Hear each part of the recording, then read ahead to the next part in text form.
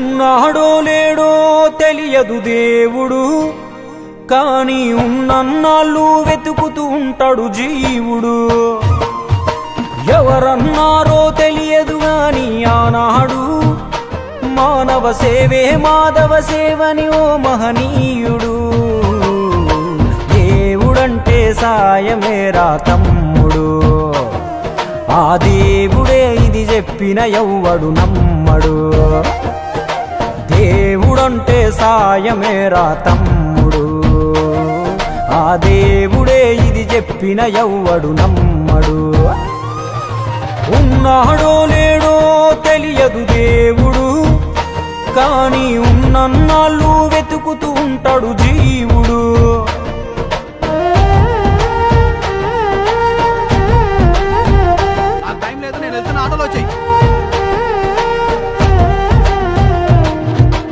అయాలదొడిగిన అంగీలాగే రాదుర పిలగా నీతో అనుకోకుండా నువ్వోతే, ఆయాసమెందుకు ఐసా పైసా అంటూ ఓ అనుమంతో నువ్వు మార్చగలవ తలరాతే. నీ ఎదుటి వాడి కన్నీళ్లు తుడువగా చేయి రాదు నీకు, నీకెదురయ్యేటి అవరోధ సంద్రమును ఎవడు దాటిస్తాడు. నీ కళ్ళ ముందు జరిగేటి ఘోరమును ఆపతెగువలేదు, నీ వాళ్ళు కూడా స్థానములుంటే ఆడా ఎవడు రాడు. సూర్యుడు విసుగే లేకుండా వెలుగుతో సాయం చేస్తాడు, చంద్రుడు తిరిగేమడగడుగా చలువను రోజు పంచుతాడు. కనుకే వేల ఏళ్లుగా వాళ్ళ స్థానము గగన తలము పైనే. సాయం అంటే దేవుడేరా తమ్ముడు, ఆ దేవుడే దిగి వచ్చిన ఎవ్వడు నమ్మడు.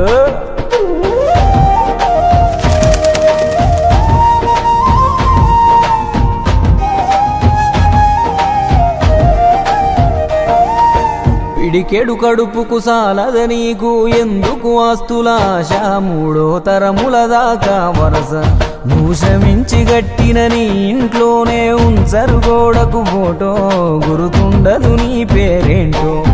సాయం అంటే పైసలే కాదు, సంపదతో పనే లేదు, అవసరానికో మంచి మాట ముందేది సాటి రాదు. ఎనగేసుకున్న ఆస్తి పైన నీ పేరే ఉండదెప్పుడు, నువ్వు చేసుకున్న పుణ్యాల ఫలమే నీదయ్యా ఎల్లప్పుడు. నీకు ఎరుకే లేకున్నా మళ్ళీ కలవని వాళ్ళైనా, ఆపదలో నా మనిషుంటే దాపుగా నిలవాలిర కన్నా. మళ్ళీ తిరిగి తిరిగి అది నిన్ను చేరుతది ఏదో రూపానా, ఇంకేదో రూపానా. కొడతారా? థ్యాంక్ యూ సార్, న్యాయంగానే కొన్నాను సార్, పక్కబట్టి కొట్టారు సార్. అబ్బా అబ్బా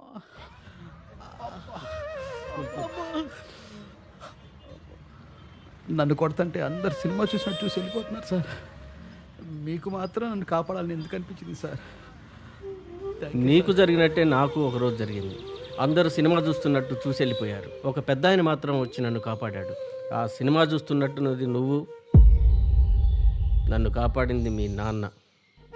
నువ్వు సంపాదించుకున్నది నీకు ఏమాత్రం ఉపయోగపడిందో నాకు తెలియదు, మీ నాన్న చేసిన సాయమే నీకు ఈరోజు సాయపడ్డది.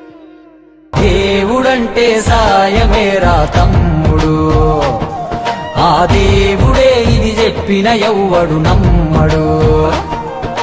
దేవుడంటే సాయమేరా తమ్ముడు, ఆ దేవుడే ఇది చెప్పిన ఎవ్వడు నమ్మడు.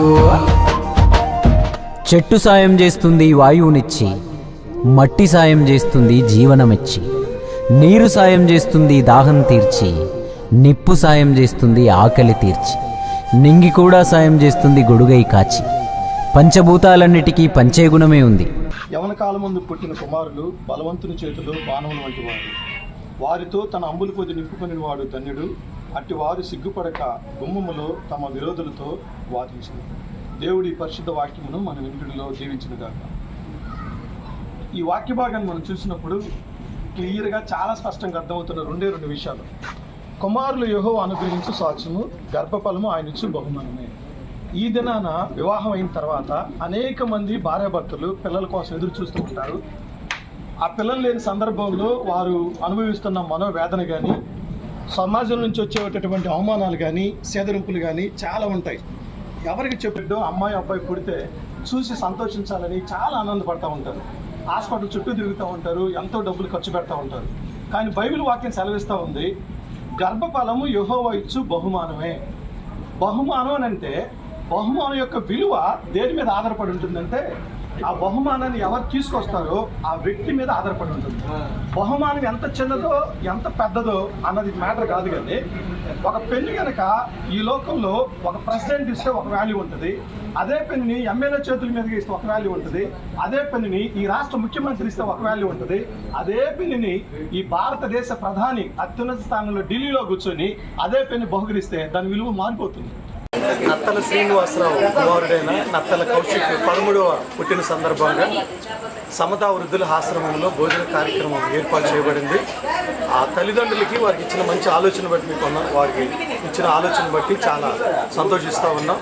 వాళ్ళ కుటుంబంలో బర్త్డే జరుపుకోవడం కాదు కానీ వాళ్ళ కొడుకు పుట్టినరోజు సందర్భంగా వృద్ధులకి భోజన కార్యక్రమం ఏర్పాటు చేయబడింది. చాలా సంతోషించదగిన విషయం. ఆ కౌశిక్కి ఆయుష్ ఆరోగ్యాలు ఉండాలని మనస్ఫూర్తిగా ఈ సమతా వృద్ధుల ఆశ్రమంలో ఉన్న వారందరూ శుభాకాంక్షలు తెలియజేస్తూ ఉన్నారు. అదేవిధంగా ప్రత్యేకంగా కౌశిక్కి ఆయుష్ ఆరోగ్యాలు ఉండాలని కోరుకుంటూ ఆ అబ్బాయిని ఆశీర్వదిస్తున్నారు.